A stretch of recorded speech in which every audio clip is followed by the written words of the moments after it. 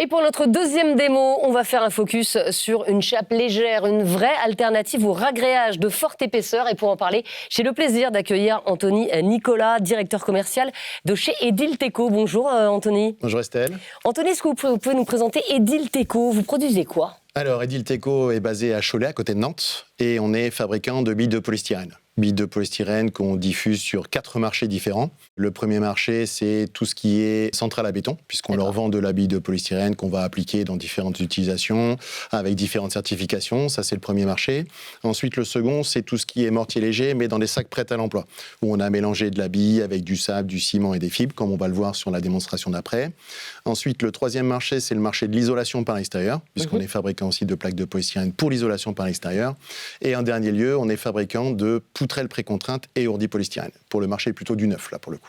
Et Anthony, vous allez nous présenter quel produit aujourd'hui? Donc là, on va vous présenter la microchape XXS dans des sacs qui font 23 litres. Et puis après, on va vous expliquer plus en détail toutes les caractéristiques techniques du produit. Et c'est quoi les avantages de ce produit pour tous les artisans qui nous écoutent aujourd'hui? Alors, c'est un produit qui est prêt à l'emploi, puisque c'est vraiment un mélange de billes de polystyrène avec du sable, du ciment et des fibres. Donc, il y a vraiment juste à ouvrir le sac, à mettre de l'eau à l'intérieur, bien le malaxer. On va le voir aussi dans la démonstration.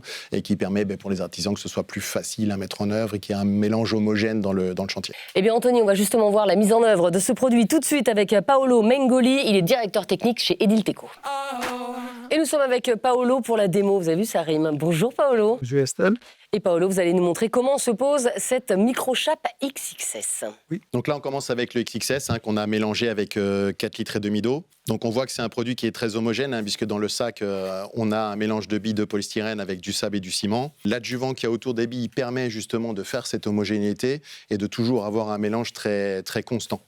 Donc et là... est-ce qu'il faut des machines spéciales en fait, pour préparer cette microchape? Non, pas du tout. Là, il suffit juste de le malaxer, soit avec un malaxeur manuel, soit avec une bétonnière.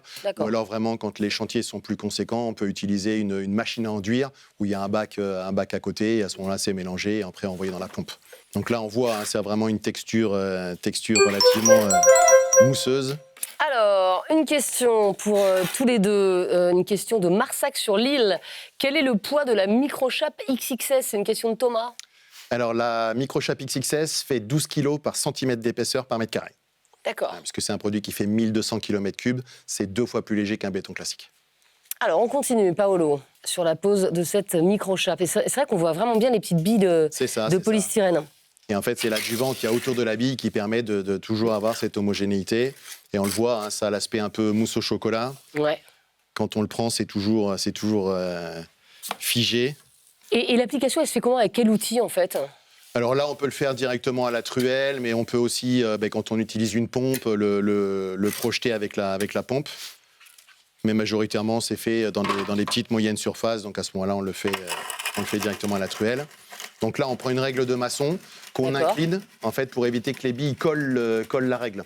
Ça permet de déjà avoir une belle surface, on le voit, ça donne une belle surface de lissage. Et après, une fois que c'est lissé... Ah, vous êtes coupé par la question. C'est ça. Une question qui nous vient de Vierzon. C'est Alice qui nous demande quelles sont les épaisseurs minimales de mise en œuvre sur support béton et bois. Alors, sur support béton, c'est 1 cm d'épaisseur minimum, en mettant au préalable un primaire d'accrochage. Et ensuite, sur tout ce qui est plancher bois, en mettant un film polyéthylène, c'est 2 cm d'épaisseur. Bon, on voit vraiment que ça donne un aspect fini, comme on le disait tout à l'heure. Là, la bille, on la voit quasiment plus. C'est vrai. Et après, donc, une fois qu'il a tiré à la règle, il passe juste un petit coup de lisseuse pour fermer la surface. Et après, on laisse sécher tranquillement dans la pièce, sans y mettre de courant d'air, de soleil direct ou même de chauffage. Et après, 24 heures après, on peut directement circuler dessus. Et on peut mettre quel type de revêtement sur cette chape? Tout. Parquet flottant, carrelage, moquette, lino. Il y a certaines règles de mise en œuvre à respecter, mais on peut vraiment mettre toutes les finitions possibles.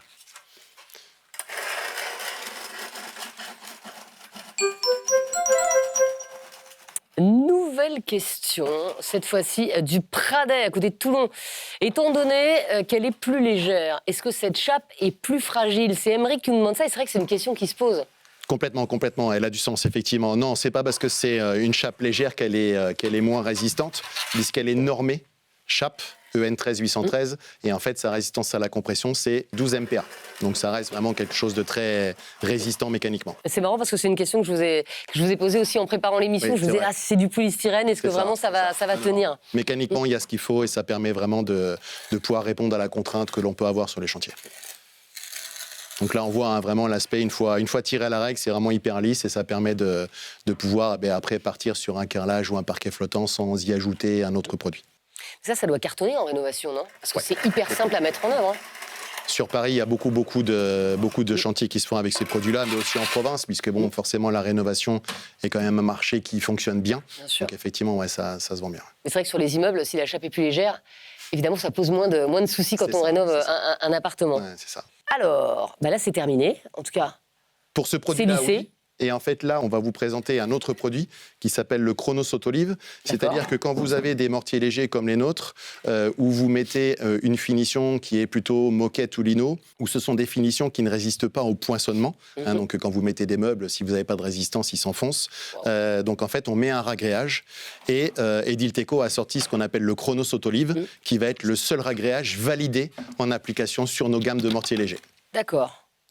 Donc là, rien à voir avec quelque chose de texturé comme le XXS. Là, c'est vraiment quelque chose de liquide qui se met en place quasiment tout seul. On va voir après, il va utiliser juste un appareil pour finir de le mettre en place. Donc, tout à l'heure, on était sur une mousse au chocolat. C'est la crème dessert, exactement. Donc on vide un seau, en fait, tout simplement. C'est ça. Alors c'est forcément en fonction de ce que vous avez préparé par rapport à la surface. Et là, on passe ce qu'on appelle un débuleur. Ça va enlever les bulles d'air qu'il peut potentiellement y avoir dans le ragréage. Et ça va permettre de continuer de le mettre en place et qu'il soit bien de niveau. Et le temps de séchage sur ce produit-là? Là, on est sous 24 heures. OK. Ouais.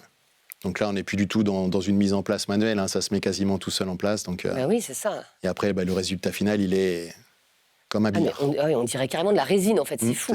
C'est ça. C'est aussi l'aspect brillant, c'est tous les adjuvants qui sont contenus dans le produit. Anthony, si on devait résumer les avantages de ces produits en 3 mots, ce serait quoi? Alors, le côté léger, prêt à l'emploi, et potentiellement plus économique aussi qu'un ragréage forte épaisseur. Merci beaucoup, Anthony. Merci beaucoup, Paolo, pour cette démo.